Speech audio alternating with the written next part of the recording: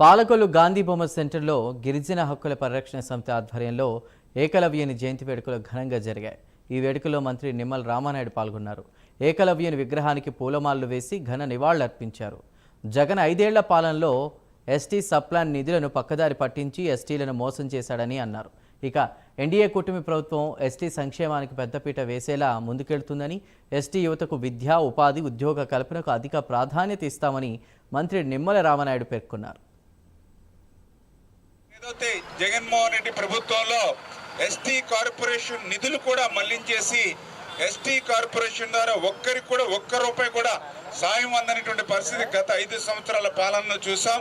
కానీ ఈసారి ఏకలవ్యుడు ఆయన స్ఫూర్తితో చెప్తూ ఉన్నాం, ఎస్టీ కార్పొరేషన్కి నిధులు మరింత ఇచ్చి పటిష్టం చేసి ఏదైతే ఆ యొక్క ఎస్టీ కార్పొరేషన్ ద్వారా పెద్ద ఎత్తున మరియు ఉపాధి అవకాశాలు, విద్యా అవకాశాలు, ఉద్యోగ అవకాశాలు కల్పించేటువంటి బాధ్యత మేము తీసుకుంటామనే విషయాన్ని కూడా ఈ సందర్భంగా తెలియజేసుకుంటూ, ఏదైతే ఈరోజు తెలుగుదేశం, జనసేన, బీజేపీ, ఎన్డీఏ ప్రభుత్వం కూడా పర్టికులర్గా ఎవరైతే అటు గిరిజన ప్రాంతాల్లో కానీ ఇటు మైదాన ప్రాంతాల్లో కానీ ఉన్నటువంటి ఎవరైతే ఎస్టీ సోదరులు ఎవరైతే ఉన్నారో వాళ్ళ అభివృద్ధికి, వాళ్ళ సంక్షేమానికి కూడా కట్టుబడి భవిష్యత్తులో మేము పనిచేస్తాము.